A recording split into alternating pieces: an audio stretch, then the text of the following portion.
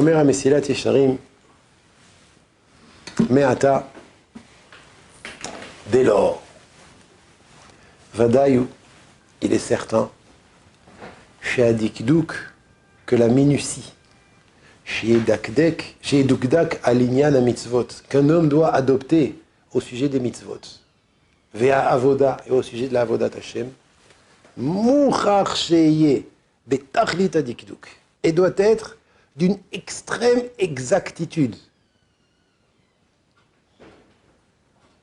Je répète, dès lors, maintenant je vais le dire en français, dès lors, c'est quoi dès lors? Qu'est-ce qu'on a dit avant-hier? On a dit avant-hier que toute, vous étiez au courant avant-hier, tu étais Nézanel? On a dit avant-hier que toute petite différence dans la Avodat Hashem ici-bas, ouais, même si ici on ne voit pas tellement la différence dans mes mitzvot, que si je les fais un peu mieux, si je suis un peu plus précis, si je fais un peu plus attention à la manière dont je prie, dont je mets les tefilines, dont j'étudie la Torah, dont je souris à mon ami, si ici il n'y a pas tellement de différence, mais dans ton Olam Haba, waouh, les différences là-bas elles seront évidentes et claires.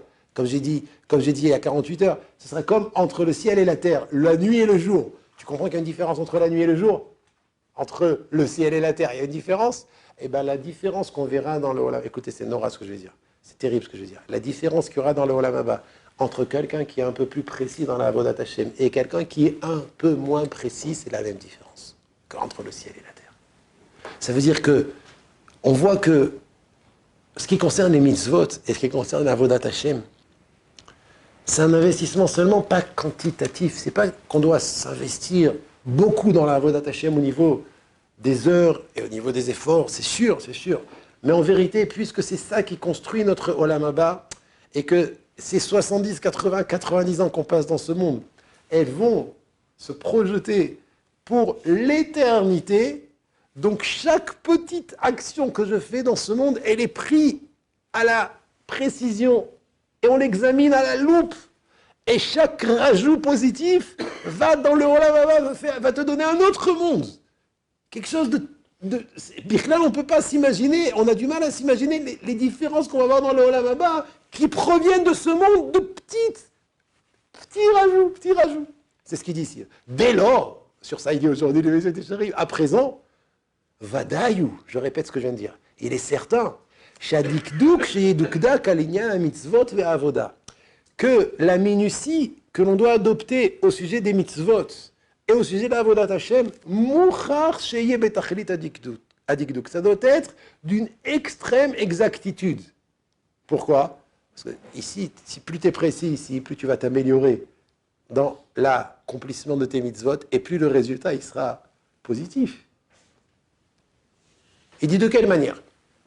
De quelle manière on doit être médakdek dans l'accomplissement des mitzvot?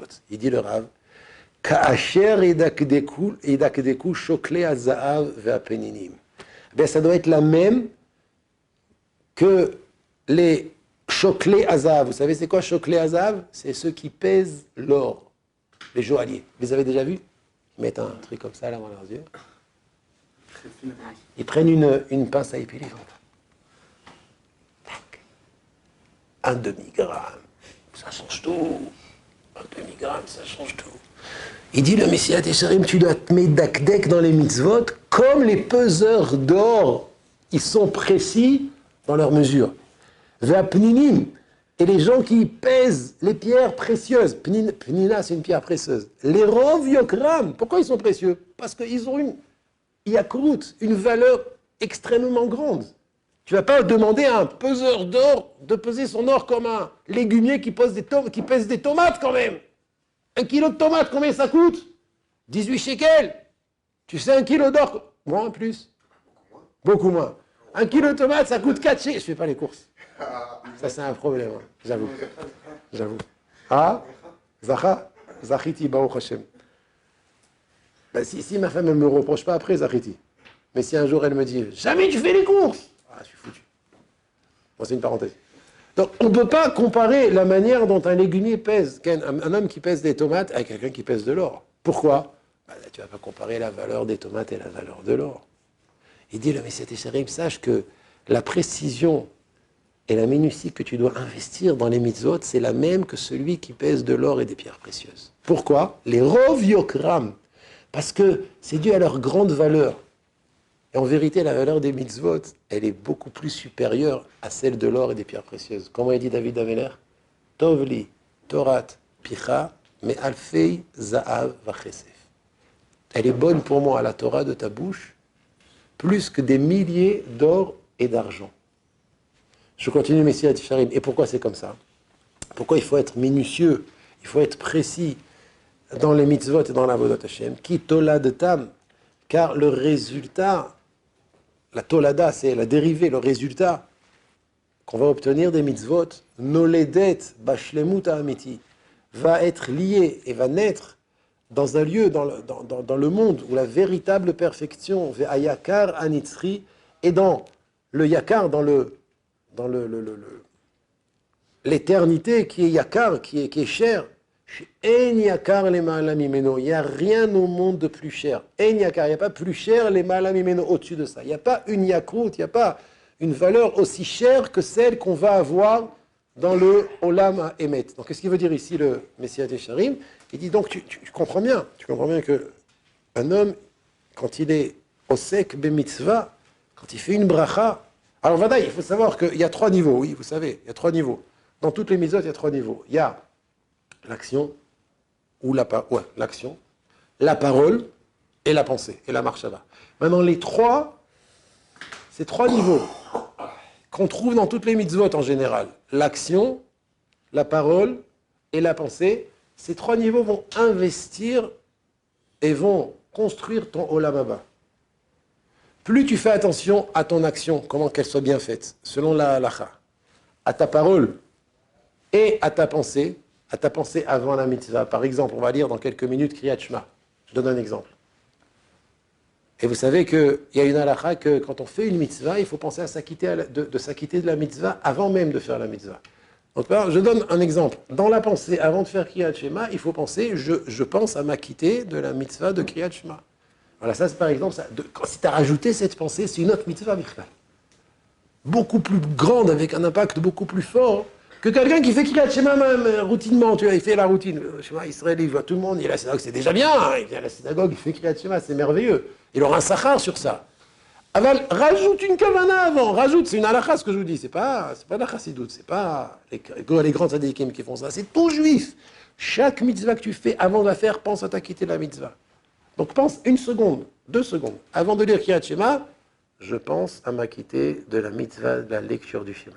Shema Israël, t'as élevé ta mitzvah déjà. Okay? Autre exemple. Tu vas dire Ve'ahavta et Adonai Elohecha bechol levavecha uvechol nafshecha uvechol meodecha. Ça c'est la parole. Tu le dis bien. Mais t'as vu ta tête. Mais un arabe, tu ne les parles pas comme ça. Parle avec, qu'on entende ce que tu dis. Prononce bien les mots. Ne cours pas.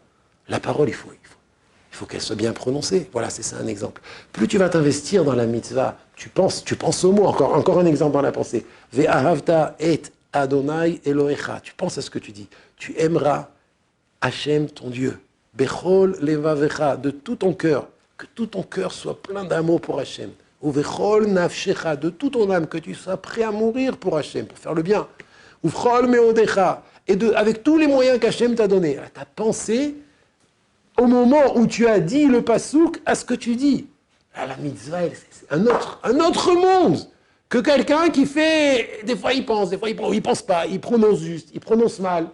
Il aura un sachar, parce que toute mitzvah elle a un sachar.